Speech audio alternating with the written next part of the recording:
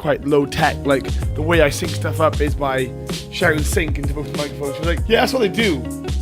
Like, that's what the clapperboards are. Should we get a clapperboard? I want pint glasses and I want clapperboard. I wish Santa would bring us fucking working mic stands. Yeah. What's going on, internet? How's it going? I'm Dan Howles. AKA Dover. No, you are Dan Howles. You're right. Remember who you are, though. Don't let it beat you. Remember. Don't let it beat you. You are my son. Somewhere. That's Dan Loder. AKA Slodey. And this is the TwoDee Show. Yep. Right, Dove.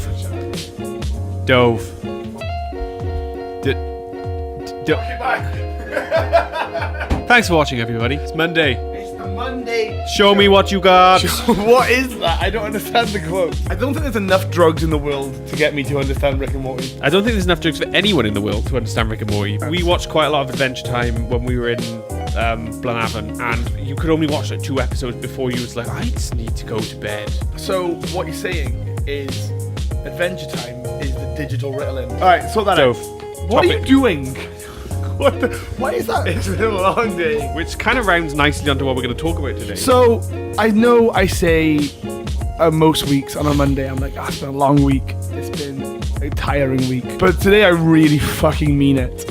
Like, I am on death's door, but like, I don't think I've ever been this tired in my life. And originally the topic was going to be times you come close to death. And then you had an experience today. Which came very close to that. Yes. I've had an experience sort of today and yesterday. So I just thought, let's recap our last 24 hours. Let's just fucking talk about what our lives have been going through. So I want you to start. So, I sold something on eBay the other day, and it's quite a large object, so I didn't want to post it. So I thought it's going to cost me loads to post.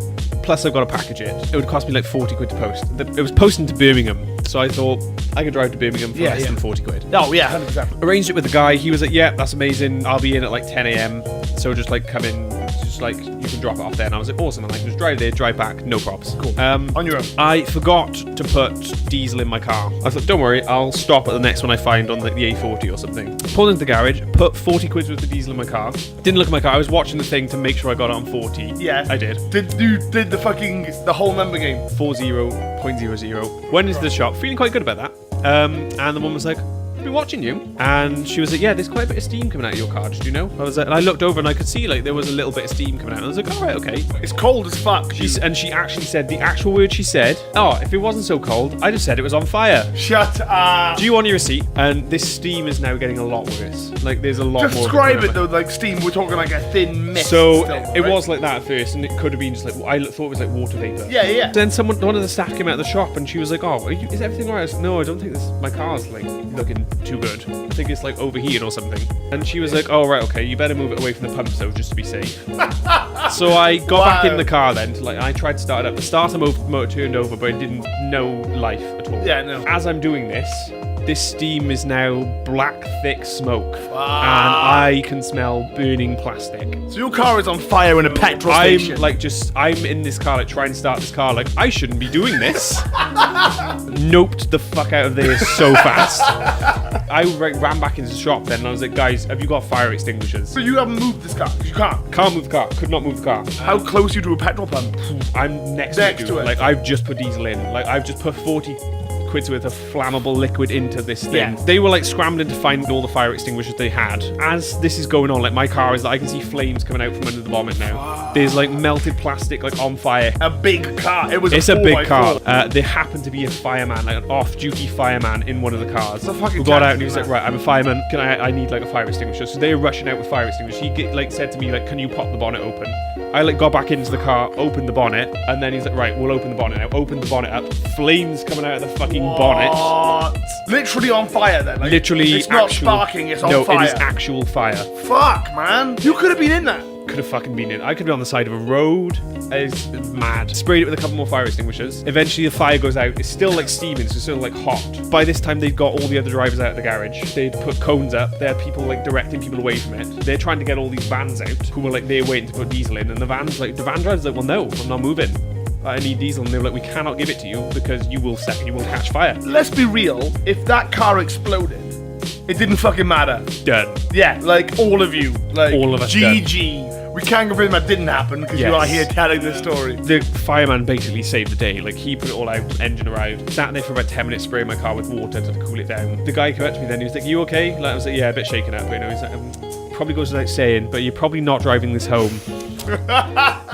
What a car. And my engine was a melted mess of just burnt plastic and stuff. Horrifying, bro. So scary, dude. I hope you told the guy in Birmingham that he's not getting this. Yeah, I messaged him and I said, did you say my car caught fire? Just post it, mate.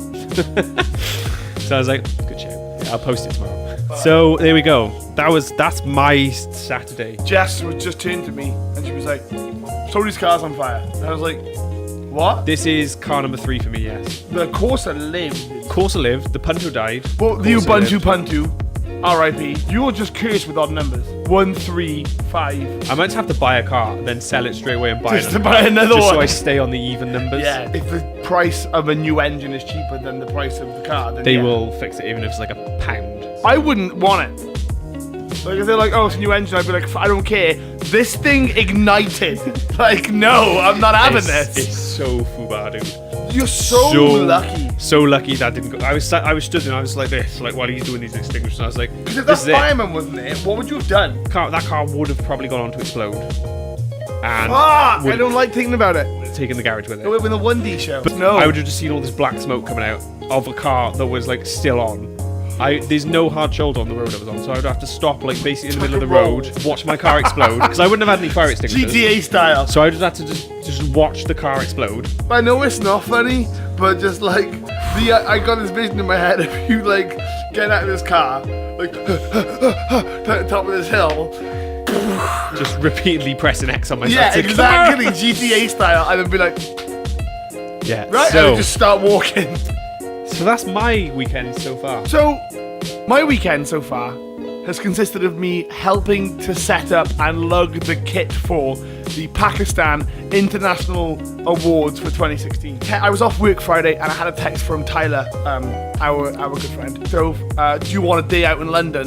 I know, right? Do you want to go out to London? I have a little bit of work to do. And if you can help me with that, like, we'll go out. And I was like, all right, cool. But I'm in work Saturday. I have to be back for Saturday. And he's like, yeah, okay, no worries. We'll be up and down a day. It's not much work. Pick me up at 7:30 because you guys were round on the Thursday. Yeah, we were, yeah. And you guys left at 12. I edited the episode till about 1:30. Got picked up. We drove straight there.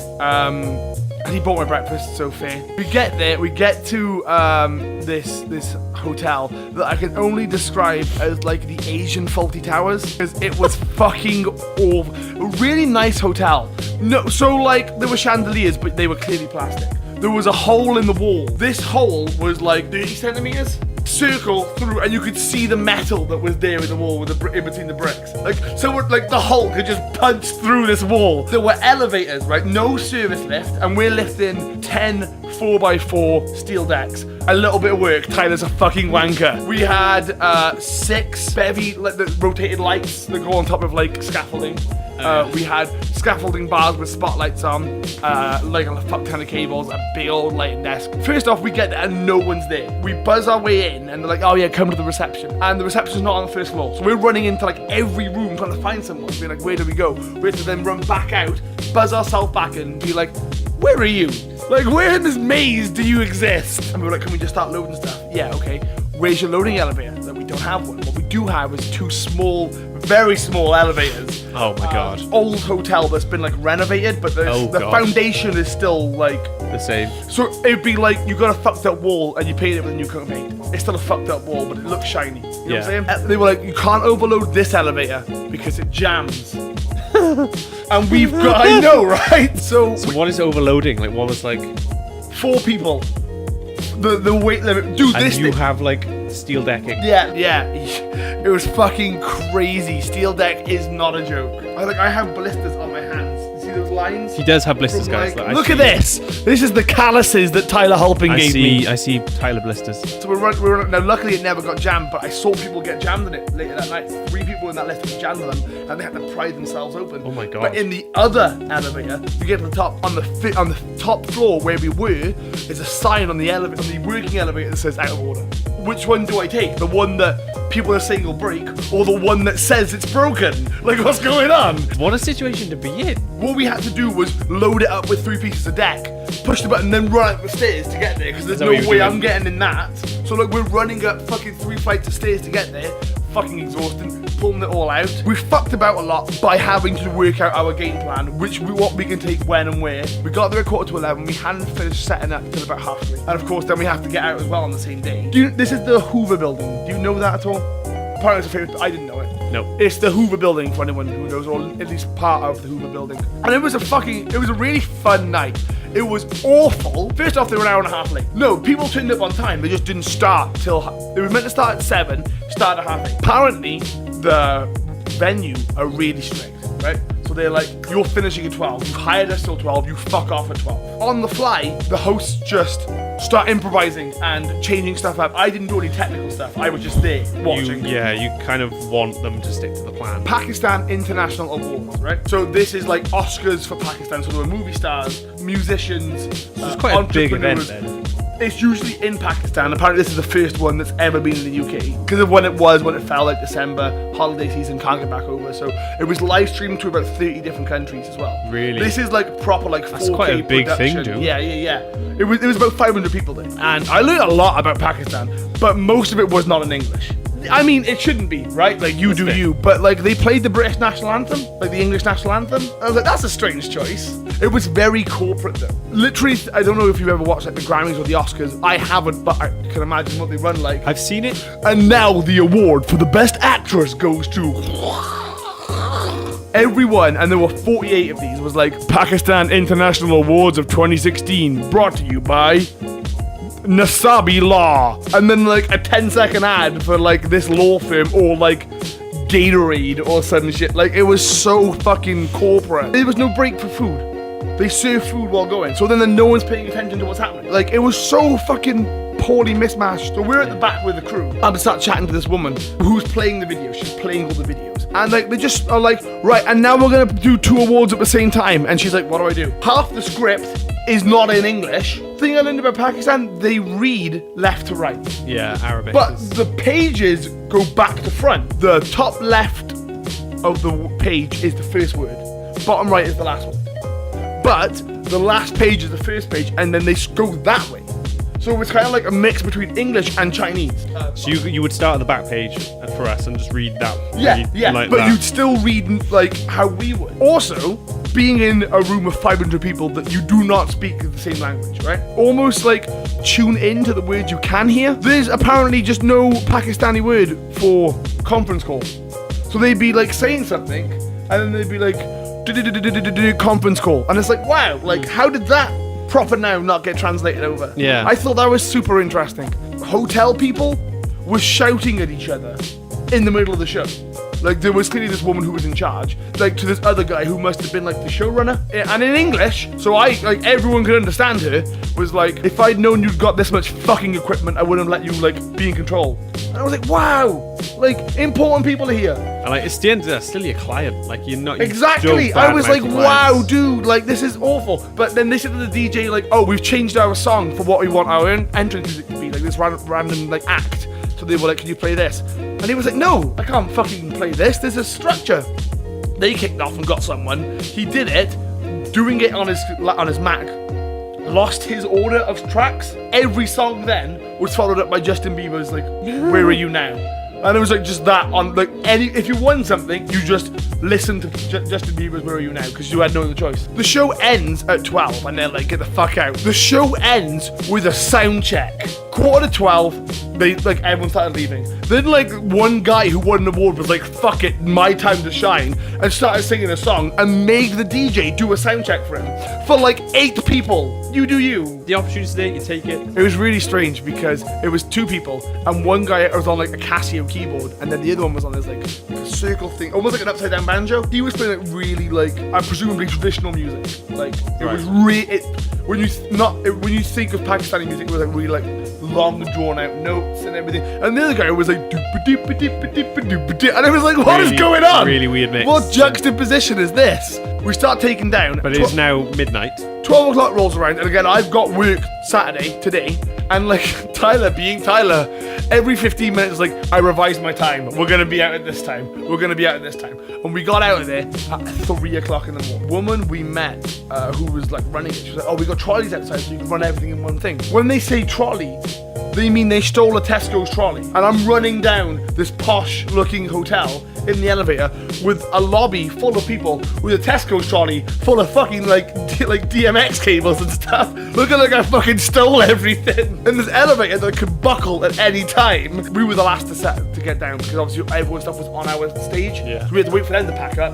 Everyone was sharing the fucking lifts. So then there's a queue for this, and there was 8 people outside at 3 in the morning. One guy was beatboxing, and they were fucking singing Aladdin songs. Like, that's how the night ended. I was like, what is going on? So then if I do it again... You got out of there at 3. You're now supposed to come back. And it's like a 2.5, 3 hour trip. Tyler changed to me, and he's like, I can't drive. I cannot drive for 3 hours. Like, I will fall asleep. Tyler sold you a pack of lies. Yeah. I think Tyler always to stay at his flat. Tyler said, they're out in London. Tyler, we love you, but... The show, I had been there for 13 hours and we hadn't even done the get. Like, the show had just ended. So we get to his flat, 4 o'clock. All right, awesome, let's have a kip. But I'm in work, I need to get back to come round. Back to my house to shower, because I have no clothes with Tyler's, because again, one day. So we get to his at 4, we leave his at 7:30. So you're running on 3 hours sleep right now? Currently, like 10 to 11. I am so tired. Our life for the last 24 hours. You've almost exploded, and I've helped set up and sabotage the Pakistani International Awards. It's been a wild weekend so far. It's been a fucking crazy weekend. Let's see what the rest of the week I can't wait to sleep tomorrow. See if we're still alive by Friday. Well, thanks for watching, guys. Thank you. This has been the 2D Show. I'm Dan Howles. That's Dan Loder. Remember, we come out 3 times a week. Every Monday, every Wednesday, and every Friday. And Friday topics are brought by you guys? How do I say that? Get your topics on the show so we can talk about them on Fridays. You can email us, topics@2dshow.com, or you can tweet us at 2D Show. You can follow us on YouTube, so you go to youtube.2dshow.com. Follow us on Facebook, which is facebook.com/2D Show. Again, follow us on Twitter, keep in the loop, and remember to chew it out, you beautiful bitches. Woo! This is a free one. Like, don't expect any quality fucking thing here. We're both exhausted. This is like, a free one. You can skip. I will respect you guys if you want to skip this week and just be like, I'm having a break from 2D Show for this week, and then we'll come back to some quality scheduled programming next week. Fair. And by that I mean I'm probably drunk and swearing a lot.